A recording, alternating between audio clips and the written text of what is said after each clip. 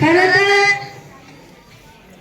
सगळ्यात आधी मला सर्वांना वाकून नमस्कार करायचे, त्याचा सर्वांनी स्वीकार करावा.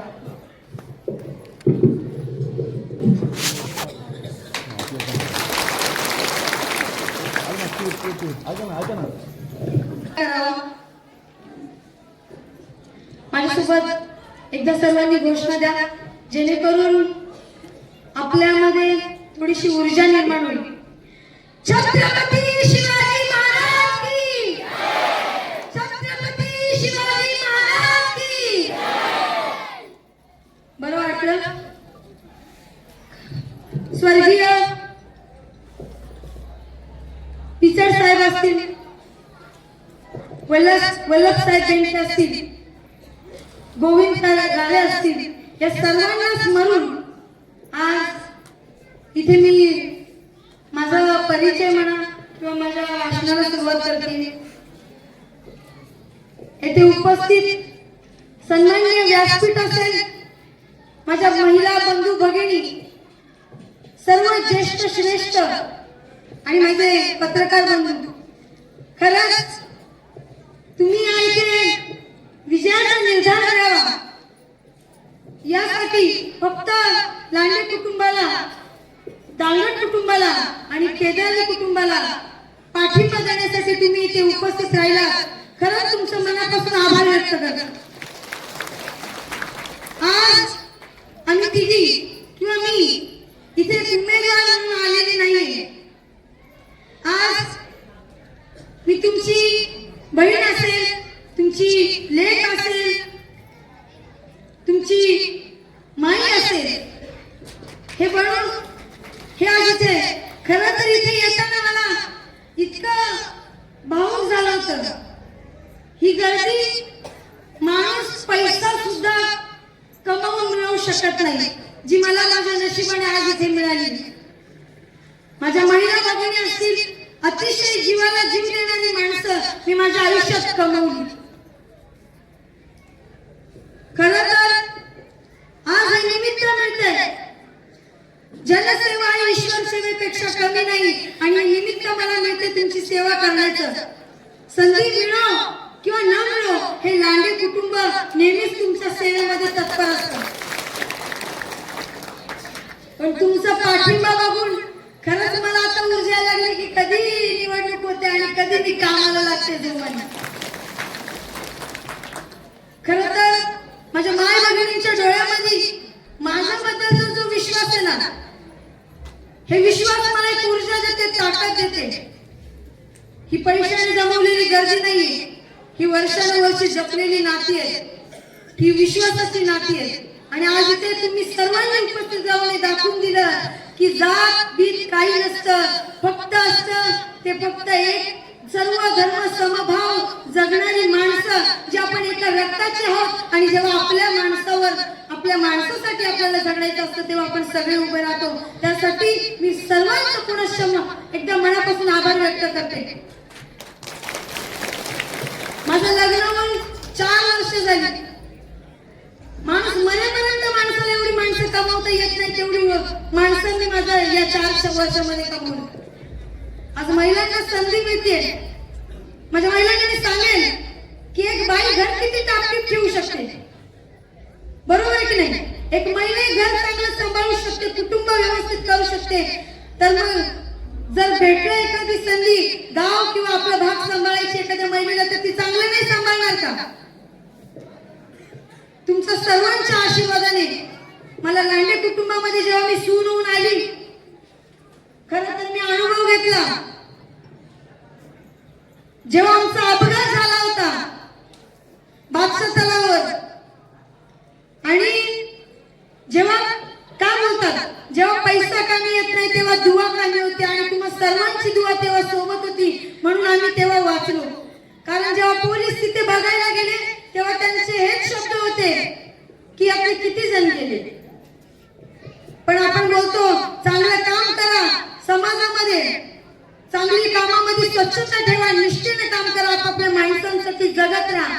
देव नियती साफ असेल तर आपल्याला देतो. संघर्षाचा काळ लोटला टीका टिप्पण्यांचा वर्षावच होतोय जण.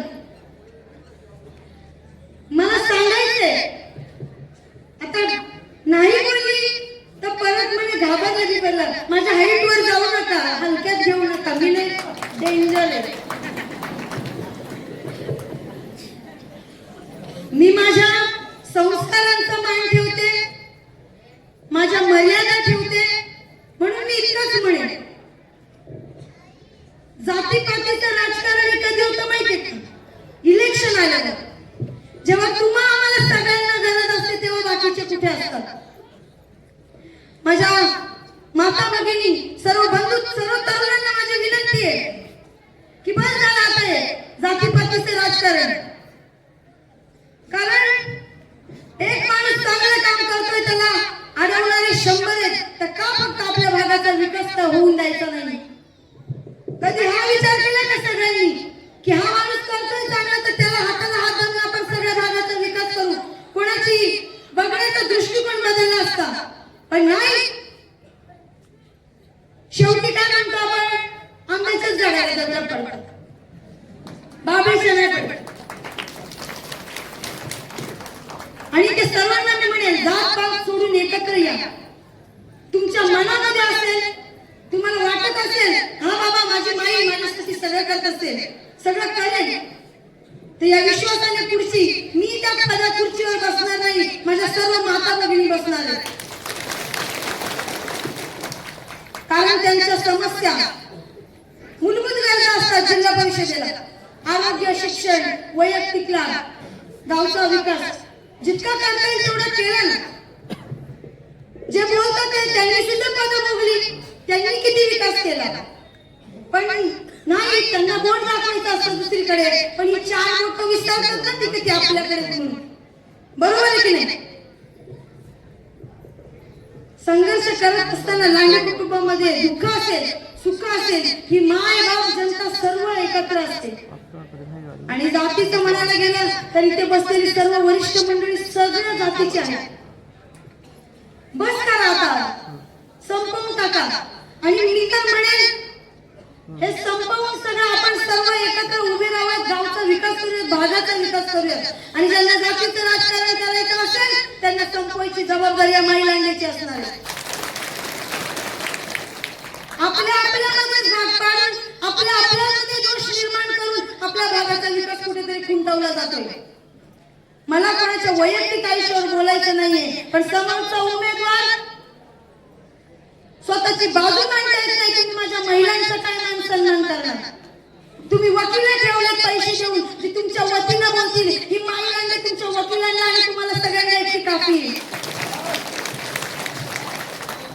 हक्काने लढा मी तिथे माझ्या महिलांसाठी काम आणू शकते. आता दादाजी म्हटलं बोलणारे भरपूर आहेत, मला टीका पण नाही करायची कोणाला, पण मला उत्तर द्यायचे. कारण असं म्हणतात चिखलामध्ये दगड टाकला तर चिखल आपल्यावर उडतो. मला त्यांना कोणत्याही प्रश्नाचं उत्तर द्यायचं नाहीये. आणि मला भविष्यात मिळाली तुमच्या आशीर्वादाने संधी तर मी माझ्या कामातून सगळं दाखवणार आहे. मला फक्त समाधान एका गोष्टीचं, रात्री मी झोपते ना एका गोष्टीचं समाधान. माझी आई, माझी बहीण जेव्हा मी तिच्याकडे जाते ना ती माझ्या गालावरनं हात फिरवते, गालावरनं. हे सुख कितीतरी पैसे देऊन पण कमावता येत नाही. लांडे साहेब म्हणतात जात बघून मदत केली जाते. जेव्हा अपघात होतात तिथे जात बघून मदत केली जाते का?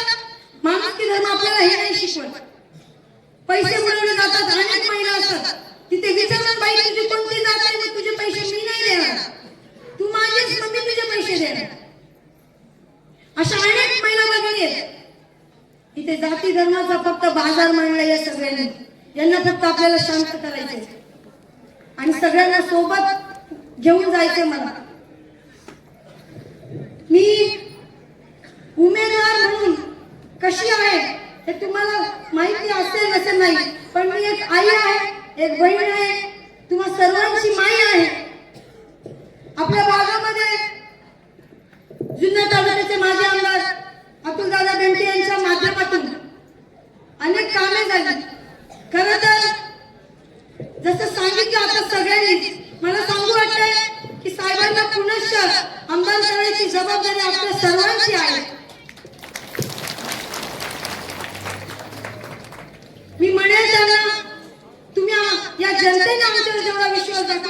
तसा विश्वास तुम्ही आमच्यावर टाकून बघा.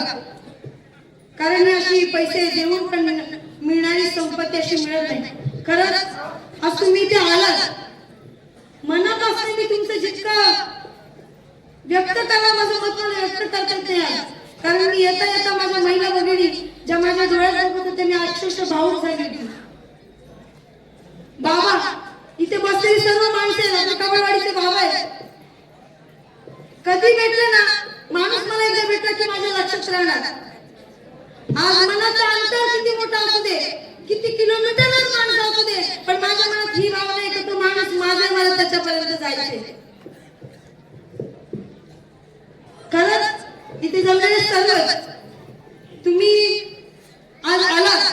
आपला विजय निश्चित आहे, पण ते तुमच्या हातात आहे, तुम्ही ठरवा.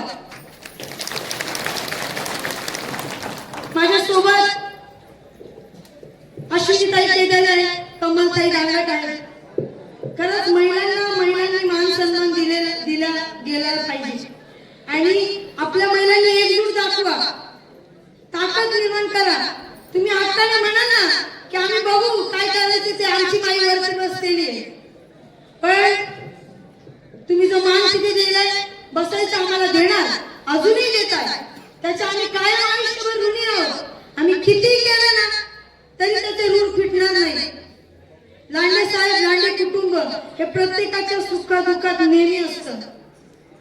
बोलणारे किती काही बोलतील, पण माझी सर्वांना विनंती आहे, आपल्यासाठी आपल्या विकासासाठी सर्वांनी एकत्र या आणि योग्य तो उमेदवार निवडून द्या. मी एवढंच म्हणेन की जेव्हा कोरोना होता आपण सगळे घरात होतो, त्या विधात्याने आपल्याला सगळ्यांना बंद केलं होतं.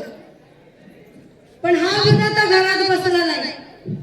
जेव्हा स्वतःचा सख्खा पोर जेव्हा न्यायला आपल्या बापाला दवाखान्यात न्यायला घाबरत होता, तेव्हा या व्यक्तिमत्वाने आपल्या अंग खांद्यावर कोरोनाचा पेशंट नेऊन दवाखान्यामध्ये ऍडमिट केला. का अशी माणसं नको बरं आपल्या समाजात? का माणसं नको अशी? बरं लांडे साहेबांना टीका करणारे तेच जे त्यांच्या बोटाला धरून धरून धरून धरून पुढे आले. बरं असं म्हणतात ना, ए लहानाचं मोठं केलं तुला तू माझ्यावरच उलटलं. पण साहेबांचं साध्या मनाचं माणूस आहे, कधी भेटले ना बोलतील बरेच का काय, त्यांच्या मनात काही राहत नाही. पण जे मनात आपल्या मनामध्ये काही विचार ठेवून जे खायचे दात वेगळे दाखवायचे दात वेगळे असतात ज्यांचे, ते लोक असे वागतात. कधी आपल्या भागाचा विचार करत भांडणं तडणं सोडून आम्ही तरी या विचार करतो. मी सुशिक्षित आहे, माझा विचार हा आहे, जात पात राजकारण मला नको, मला समाजसेवा करायची संधी मिळाली, आयुष्यभर सत्ता असताना पण नसताना पण समाजसेवा करायची ताकद ठेवतो हे लांडे कुटुंब. असो, वेळ भरपूर झालेला आहे. मी पुन्हा एकदा तुम्हा सर्वांची मनापासून म्हणजे मला कळतच नाही की मी आभार व्यक्त करू की मी धन्यवाद देऊ, मी उपकार मानू, मी ऋण व्यक्त करू.